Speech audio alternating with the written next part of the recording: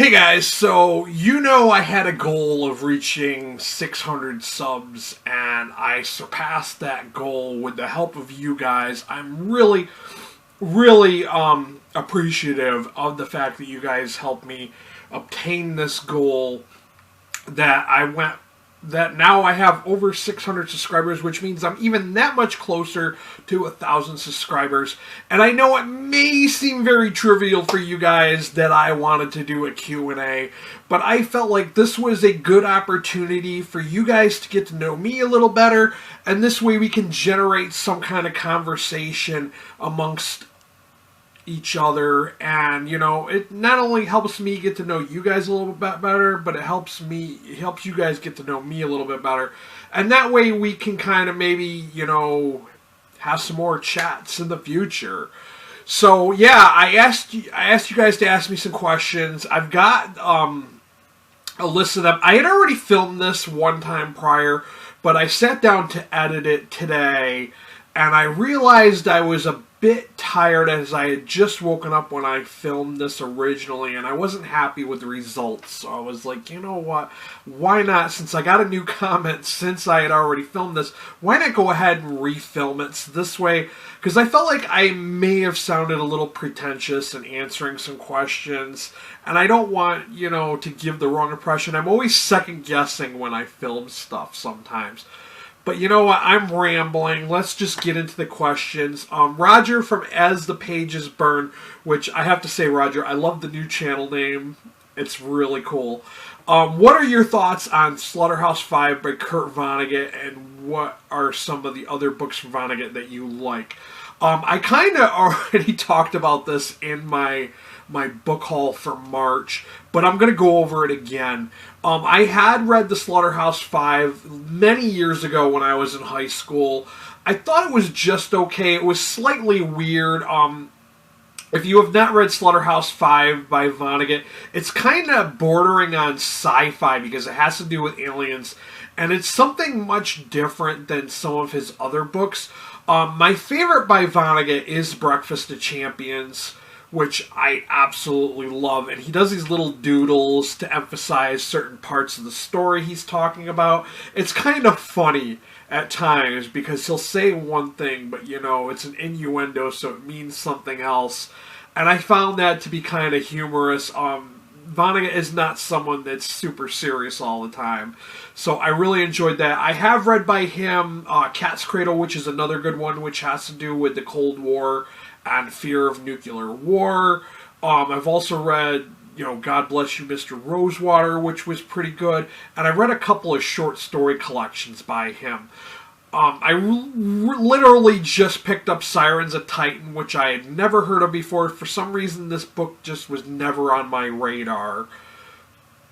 But moving on, we have a question from Angel at Jurassic Books. Asks, what are some of your hobbies aside from reading?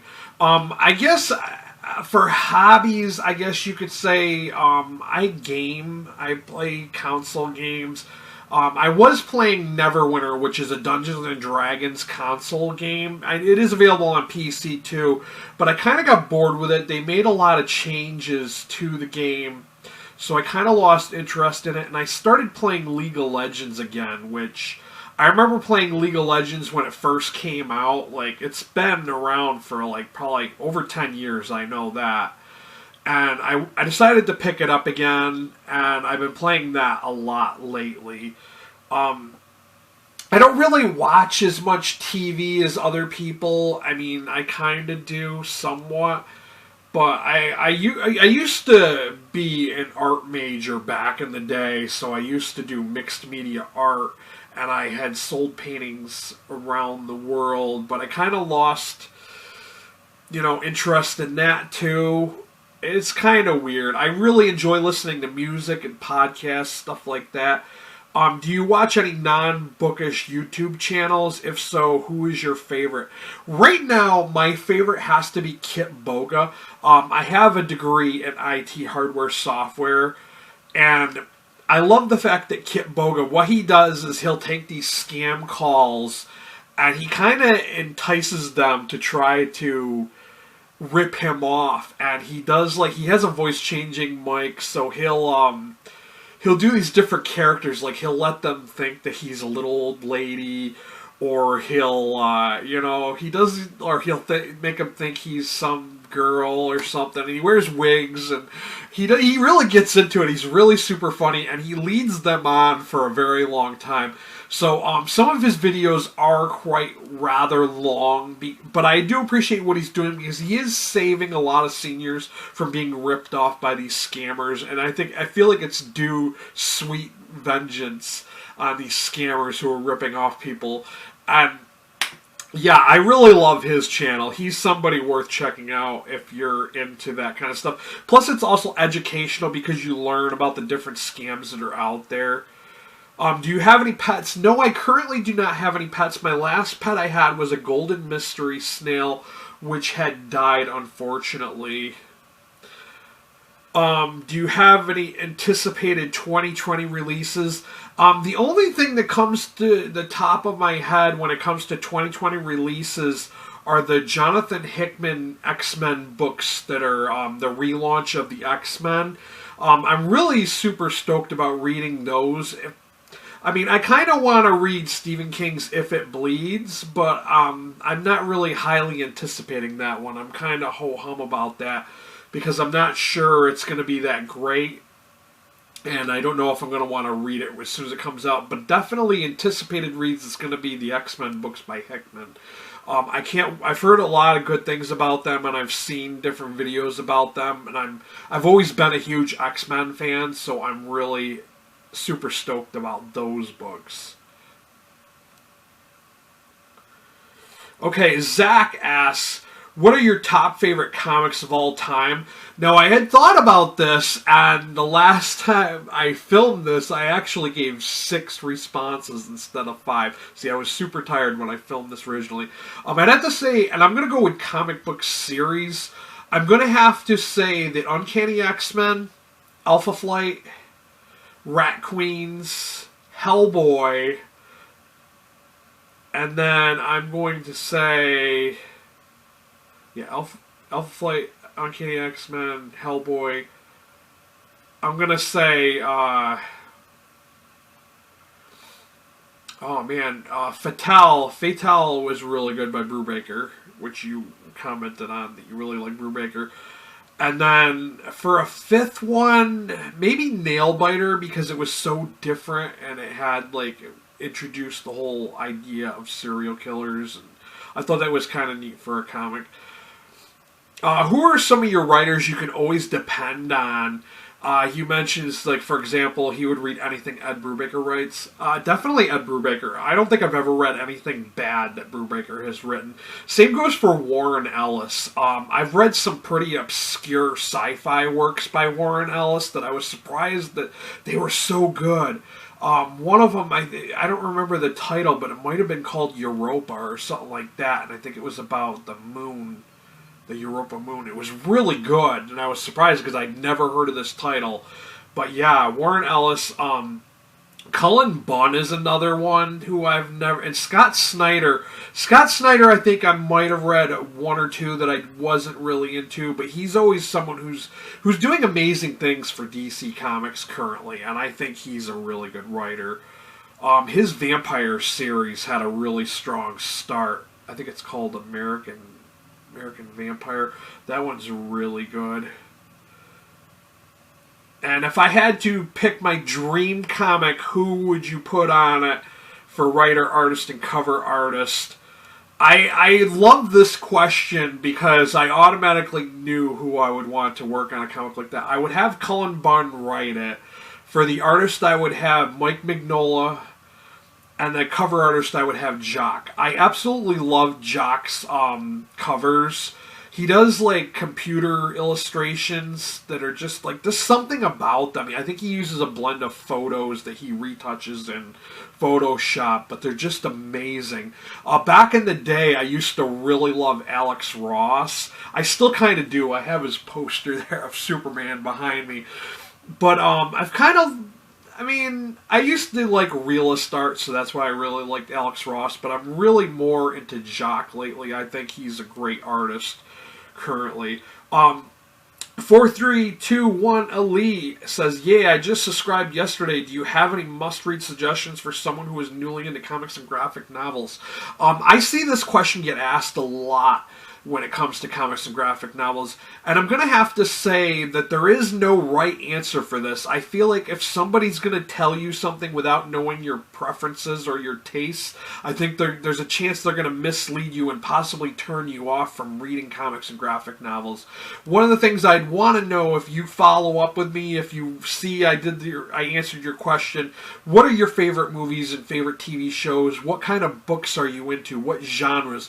Because there's so many different comics genres that, like, I'd have to know what you're into in order to say, hey, start with this, because I feel like there is no general book that I could just recommend to you, because there's so many different genres out there for comics. Lost Cunningham asks, what book do you recommend the most? And the book I find myself recommending the most to people is Frank Herbert's Dune. I absolutely love Dune. I've read it probably 3 or 4 times, and each time I've read it, I've learned something new that I didn't see the last time I read it. This book had such an impact on me.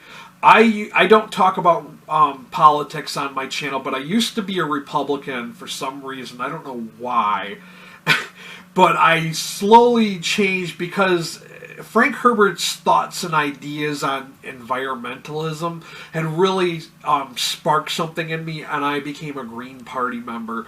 I feel like the philosophies that he goes over in his Dune Chronicle series really struck something with me, and I know some people, it's like one of those things, some people find it to be kind of off-putting that it's very socio-political, but like, it's so like, it's got so many layers to it, and it's so much depth to it.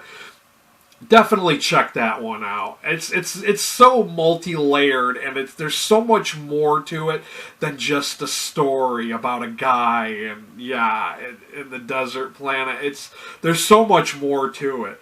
Who are your top 5 authors? I have to say H.P. Lovecraft, Philip K. Dick, Joe Hill, Stephen King, Richard Matheson. If you have not read Richard Matheson, definitely Stir of Echoes, and there's a couple other ones done by him that were really good, but I really enjoyed his books. Oh yeah, Robert E. Howard was somebody that I forgot to mention. Instead of Joe Hill, I'm going to throw in Robert E. Howard. I fucking loved Conan and some of the other characters he came up with. Solomon Kane was a good one. I have yet to read his Lovecraftian stuff, but I have it on my Kindle, and I should check those out sometime soon. And he says, congrats on 600 plus. Thank you very much. Because if it wasn't for you guys, I wouldn't be at 600 plus. Geek on my sleeve. This is a new comment. Hopefully I am in time for the QA. Who is your favorite anti-hero and why? Oh my god. The new Frank Castle Cosmic Ghost Rider is my new favorite anti-hero. I know a lot of people love Deadpool, but I love Cosmic Ghost Rider because it's just that whole nihilism and whole seek for vengeance, but on a cosmic level. I fucking love Cosmic Ghost Rider. Even though it's not a super serious book, it's one just for funsies, but yeah, it is so damn cool. With all the comic adaptations being made, what character would you like to see adapted next to the big screen and made into a movie? I used to make different videos about comic book reviews, and I'd be like, yeah, this would be great to see as a film.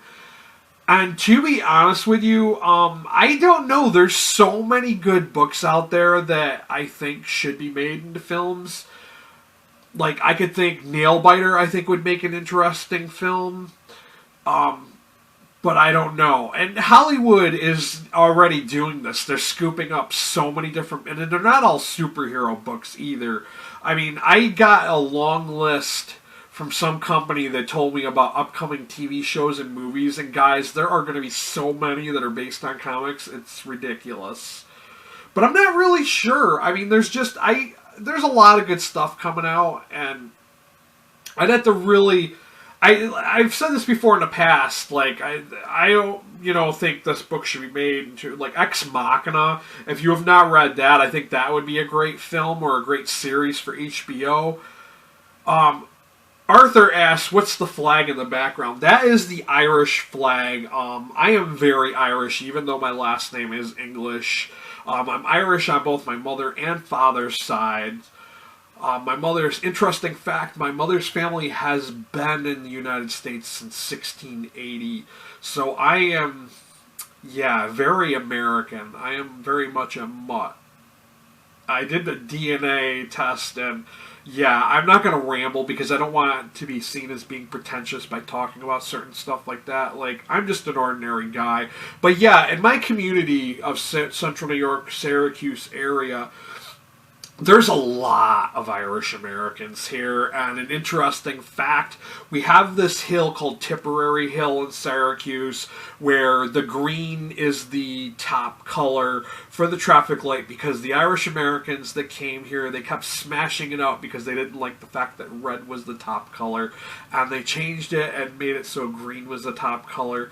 If you ever get a chance to go to Tipperary Hill, Coleman's is like a very good restaurant. It has a very old-fashioned kind of Irish pub feel to it. Really cool, very good food.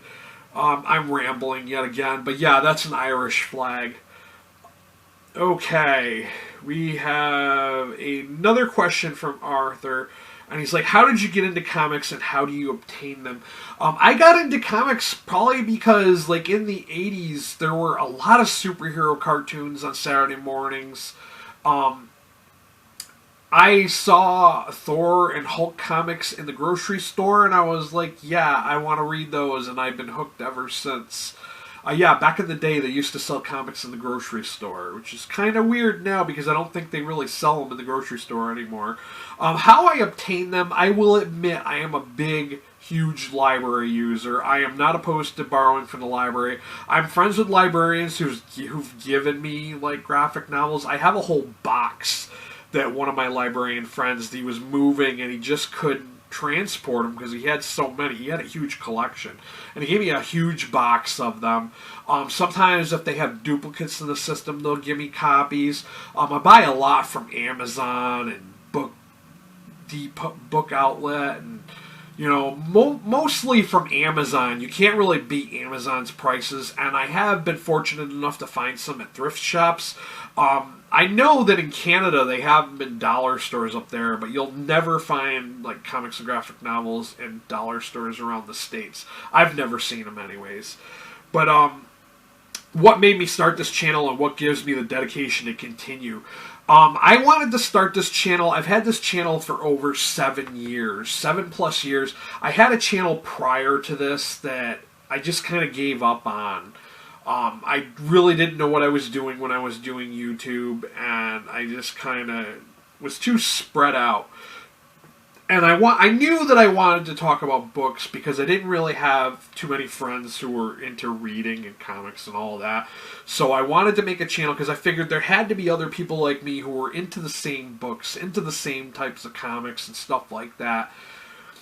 And the dedication to continue is I want to share and engage people and talk to people about books that I enjoy.